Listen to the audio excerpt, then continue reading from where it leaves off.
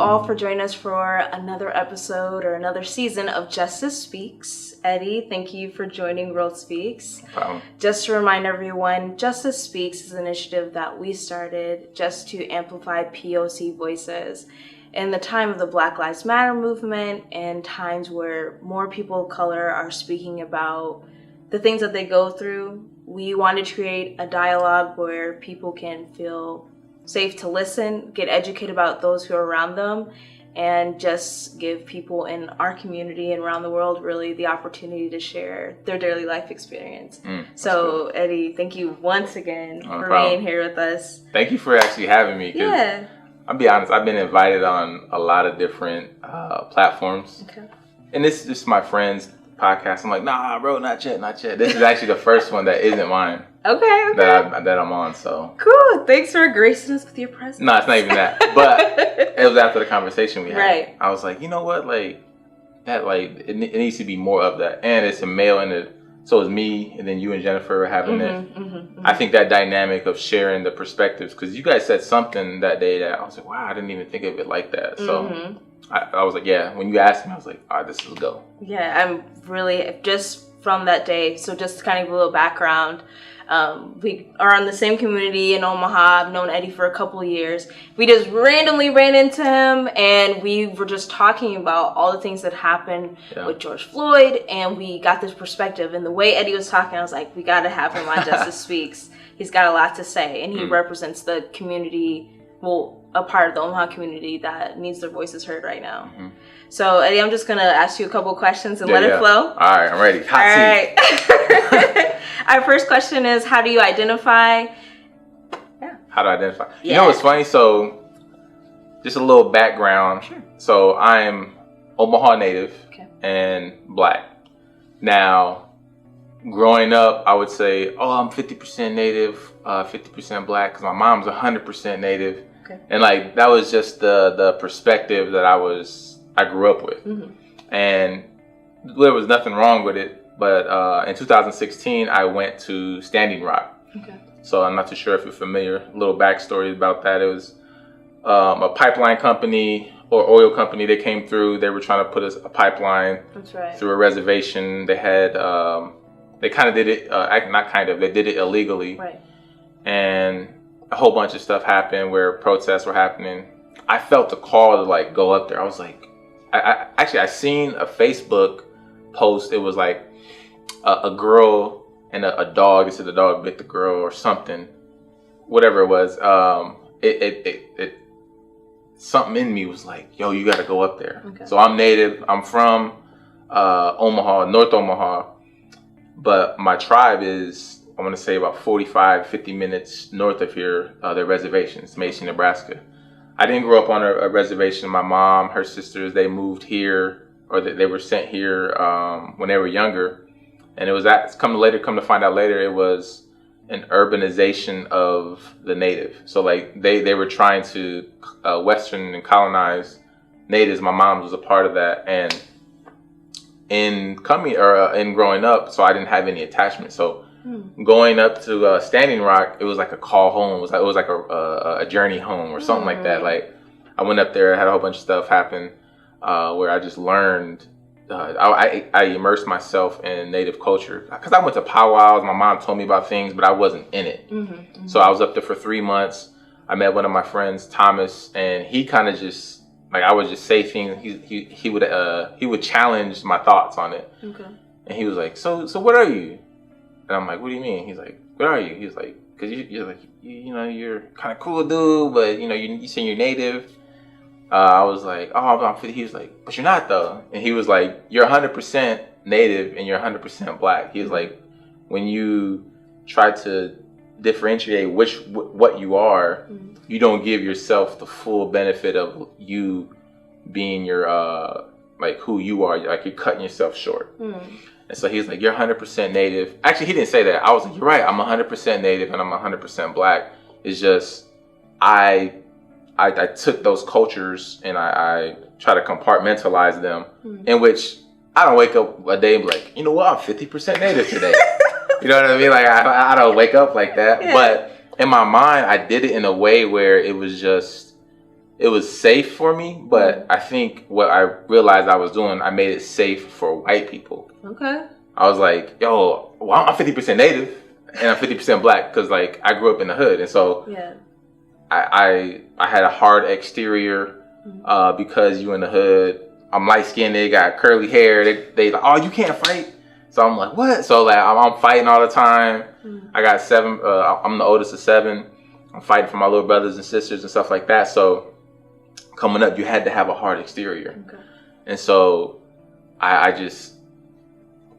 knew that white people seen me as, because I would always have like a face, like a defensive face, like very like.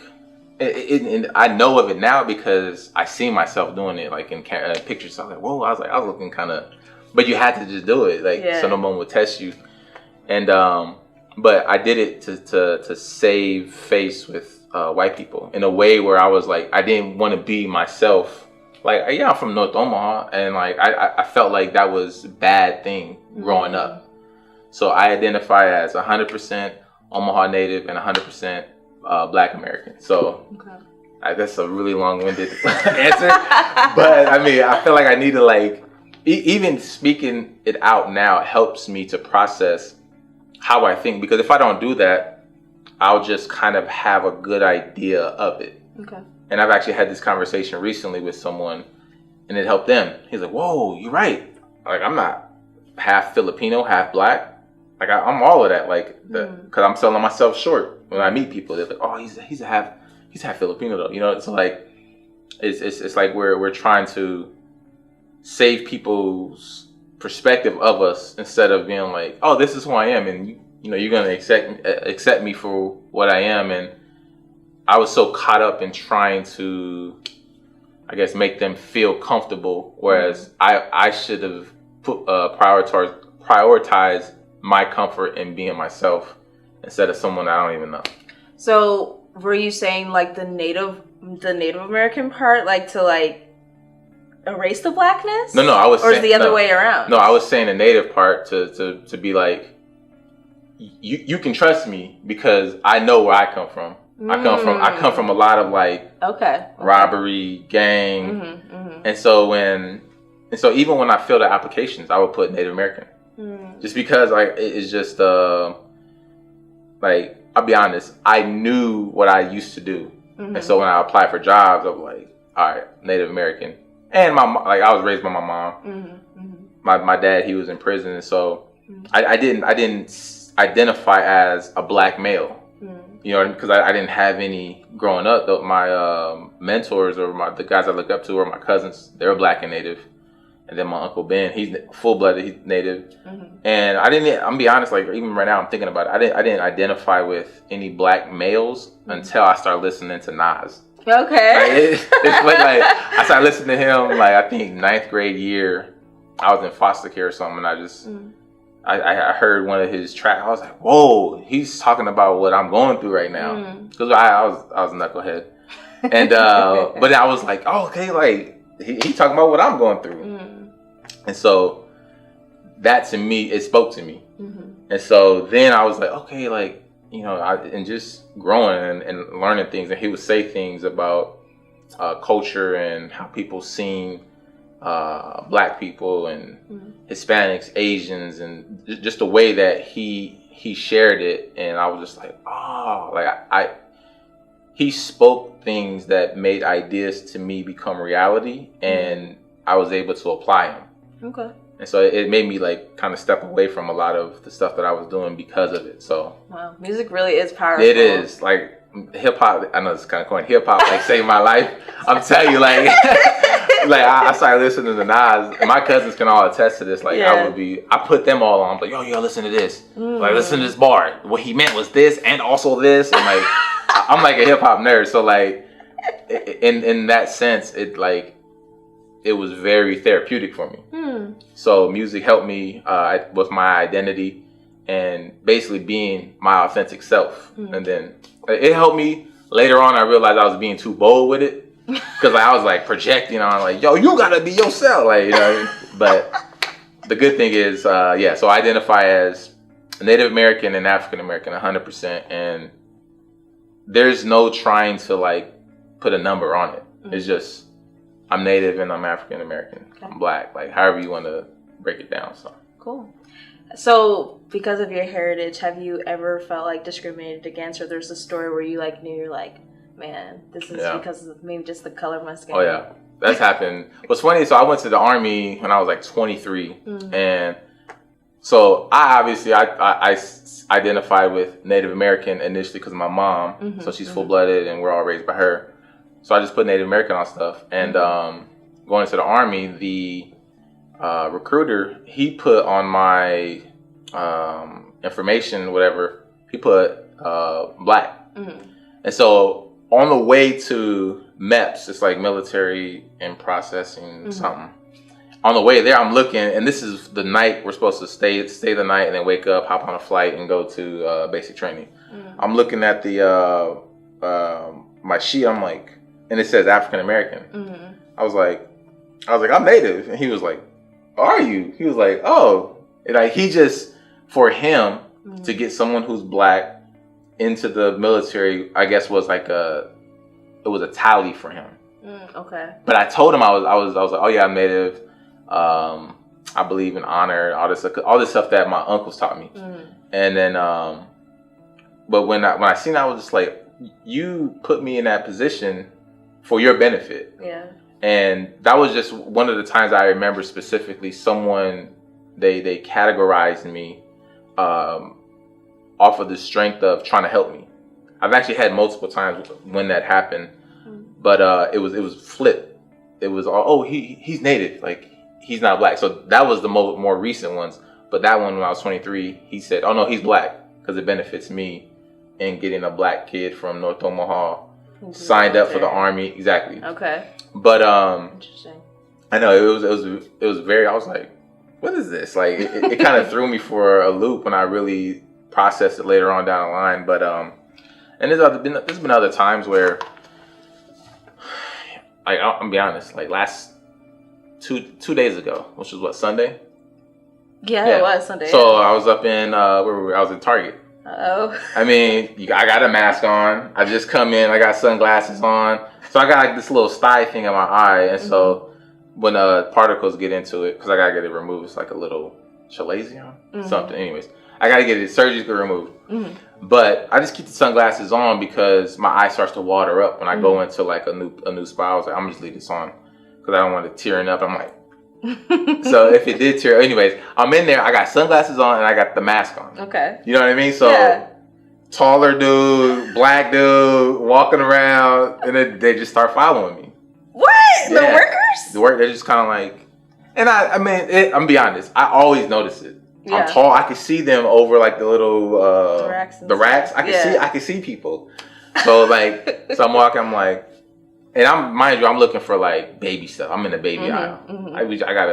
She about to be 1 actually, August 6th. Wow. Got a baby. You know what I mean? So I'm looking at, we're looking at, what's the thing? The little, she was constipated. Oh, okay. So I'm looking for the little, what is it called? You put it in their butt and then, sorry, what is that called?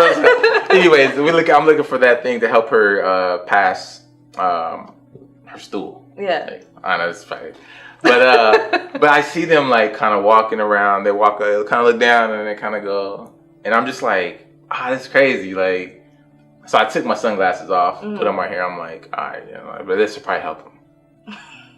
Mind you, they haven't said, hey, can I help you? Right. They're supposed to be like, hey, God, can I help you find something? Exactly. Yeah. I'm like, I need to find the thing the laxative joints, right? Yeah. And so I'm looking. I'm like. Then I go over to the medical aisle. Then I was like, hey, I'm looking for this. Like, oh, it's right there. And I get it. And as I'm walking back, I see the person that was watching me. They were up in the front. And then another person walks in. They were Hispanic. I don't know what they were. He looked like he was, like he's from probably South America or something. You know what I mean? Like, I'm looking, I'm like, I was like, that's the same dude. He started following him. Oh my goodness. Yeah, I was just like, wow, that's crazy. So then I'm just self-checkout, but that's just off the top within the last week. So I probably experience it every week at least. Really? Wow. Yeah, I'll be honest, like I'm not. I don't know if it's because I'm tall and I can see people and they probably don't think I can see them. And I might be like a little like, yes, they're looking at me. I could be like that, but they're walking around me and then circling. Right. But as I'm going to the checkout, then they're going back to their spot. You know what I mean? That's like a little bit too convenient. I was like, because I didn't even see him when I came in. Okay. And then I come in, I'm looking. So then, so I would say that I've been discriminated against probably every week since I've started realizing it. And how does that make you feel? And what do you want people to know with that? Like just going to the store. Right. You hear, if you comply, you're good. If you don't do anything wrong, you're fine. Well, I have a lot of thoughts on that. Here you are at the store, like literally trying to help your child. Right. And you're being followed around. Yeah. So you're literally minding your own business. You're not, out there sucking or anything like that. Yep. So how do you feel about that? And what do people need to know really about your life experience? So there's been multiple things that have happened specifically in that space. Let me ask you a question, then I'll go back to what I'm about to say now. So you said what I want people to think about. What do you want people to know about that? How that makes you feel, how that affects you? So I'm used to it, which is bad. It is. I shouldn't be used to being looked at as suspect number one. But I know to be on my guard because I don't want to look suspicious. It's funny. There's this little TikTok thing like, don't be suspicious. It is. But I'm very aware of me not looking suspicious. And actually my wife, I told her something happened. I was like, no. Oh yeah, it was a girl. It wasn't Target. We were in a parking lot, and the girl was walking, and Chev had she kind of just pulled up, and you know how people walk and then you just go right when they're done. It was like she started walking, but then she started going this way, and it was like we were waiting for her to pass, but it felt like we were. To me, it felt like she could have perceived our car as following her. Oh, okay. So I was like, I just stop. She's like, what? She's like, I'm waiting for her to go. She's just taking long. I'm like, but just stop though. She was like, why? Like she was right. She was just waiting. Me, my just perception of me knowing how I may come across or whatever. And I'm right here, and the girl's walking, and so if she turned and looked, she's gonna see me because like she's turned up, and and I told her, I was like, look, I was like, you're right. You were fine. It's just that I don't want to look suspicious. Yeah. Like, what we were doing is she's walking and then she starts cutting up. So then now we got to stop and we're like creeping with her. It seems like we're like right up on her. And if she turned and looked, I would have looked suspicious to her. I was like, I'm just so used to like having a smiley face. Because most people who meet me who are like from these nonprofits and the churches that I attend and stuff, they're like, oh, Ed is a nice guy. Ed's like goofy dude. He's funny. But I wasn't like that before. Right. And so I don't know, like I want people to understand that I believe in what my mom taught me was like, you have to love people where they're at and all this stuff. So it was hard to get into that until my brothers and sisters started emulating what I was doing. They was getting into fights. They wasn't even going to school. But they would say to my mom, well, Ed don't got to do it. Ed getting in fights. I'm like, y'all watching me? And so when I realized that, I was like 17, 18. Then I started like, all right, I need to just, not for them, but for me to like really, I need to get out of that. But it was for them because they made me aware of it. And for people to understand how it feels, it's very exhausting. Because I'm thinking of these things that they may not even be thinking about. Right. But I'm the one thinking about it because society has deemed a tall black man a threat. You know what I mean? And like, for me, like, I have to realize that when people see me, they see me as a tall person of color. It could be black, it could be native. Yeah. I look Puerto Rican, I look Dominican. I hope a whole bunch of friends tell me, bro, you from New York? You say you from New York? Like, nah, bro. I'm from Omaha, Nebraska. They're like, Omaha? Nebraska? They got black people out there? So like, I have to, like, being in that space of I have to be mindful of my surroundings, especially in Omaha, where it's a huge disparity in white people and black people. Right. You know what I mean? I'm very aware of those things, and it becomes exhausting. Yeah. To know that I have to be mindful of how I come across to people because they may be scared of me. Right. You know what I mean? So good. It's exhausting. I was gonna go into the other stuff, but that kind of, I don't know, like this isn't the same. It's the same answer pretty much. Bye guys. Gotcha. How you guys?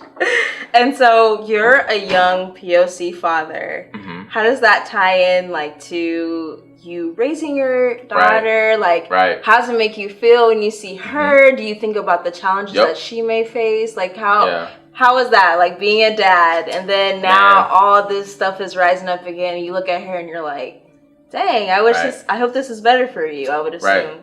Exactly. So a lot of the work that I do now is I won't see the results until 15, 20 years down the line, or people won't see the results. Right. And it's work with a lot of youth. So it's I'm on the board of an organization. It's about men being advocates for domestic violence prevention, and being able to basically keep kids in the loop of what it is. Because if I would have known what it was when I was younger, I could have said something or done things that would have not got my family split up. Like we went to foster care twice and a whole bunch of things because of domestic violence. And so the things that I see with the youth now, and now I have a daughter, it's even more apparent to me. I'm like, whoa, it's even more apparent now I'm a parent. Anyways.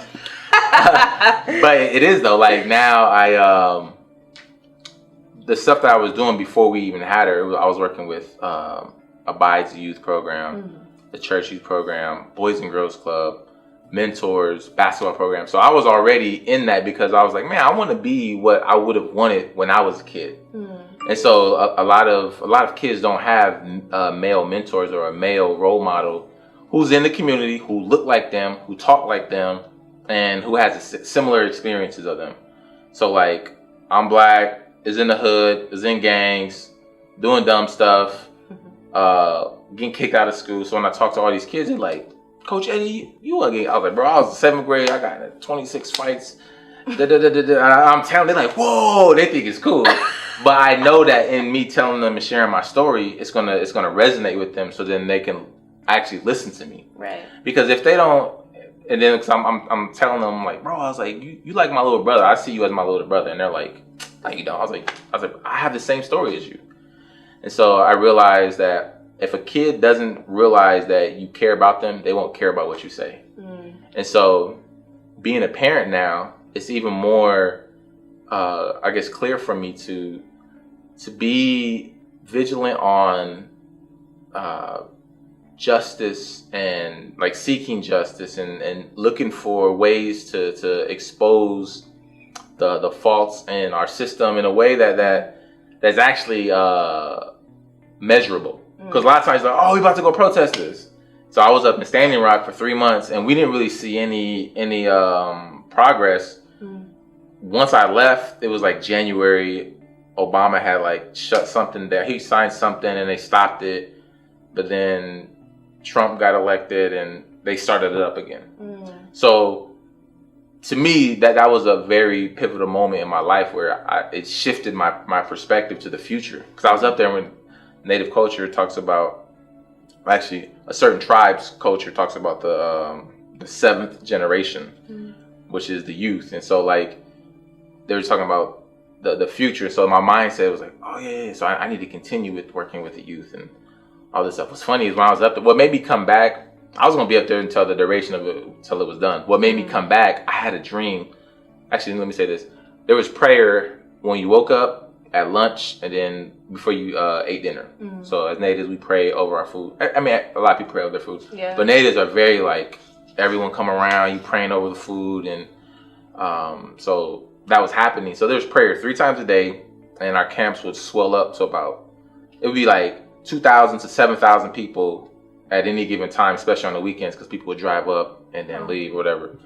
And so you got that many people during the day praying. So I'm surrounded by like spiritual, like just wealth. I'm like, oh man, this is so dope. I'm having these dope ass conversations. I'm like, whoa, like this is like, it was very like opening, like, I don't know, soul opening for me. And what happened was I had a dream. I woke up, so I had a dream. I'm like, actually me and Chef wasn't together at the time.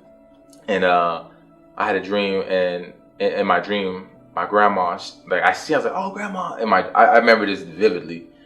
She was like, or she turned around and looked dead at me. She was like, go back home to your family. And I was like, and it's like my family. Now all of a sudden I seen me and Chev with babies. What? I swear. I was just like, and I woke up. I was like, then that whole day I was like, wow, that's crazy.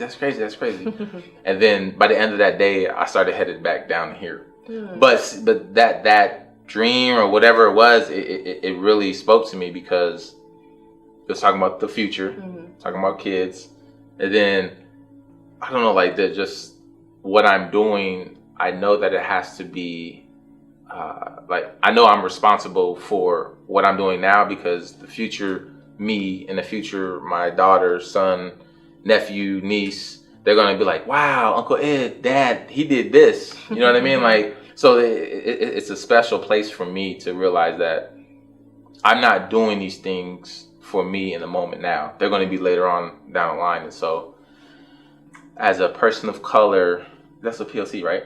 Yeah. Okay, person of color. Because people have like... There's so many acronyms there's so now. many. BIPOC, I'm just like, oh, okay. There's a lot to know. Yeah, so... But I have to like... To be honest, like I think that the responsibility of an adult that... To me, I think every adult should understand that they have a part to play in the future. But unfortunately in America... You got freedom of speech, you got freedom of thought, all that stuff. And so you can be selfish and then it's okay. Yeah. But for me, growing up, not having resources, not having a lot of opportunity, I realize now that I have those things in mind and I understand them, I have a responsibility for the future. And so as a parent now, I'm like, yo, there is no slacking on my daughter's, I guess, emotional well-being as well as her financial. Like I'm very vigilant on those things. My wife is like she's high level vigilante in that space, and so I'm like trying to catch up to her. But like it really gives me a motor, like to be like, okay, what's going on? I need to sign this petition. All right, this is going in the right. So basically, it's actionable steps that are going to really impact the future, and not just something that is in the moment. It's like I don't want to say a flash in the pan because nothing really is, because it does build awareness of what's going on. Right. But I put myself in places that have like a plan, or like that have steps to reach a goal. Whereas sometimes you got someone leading and people are following them, but then where are they taking them?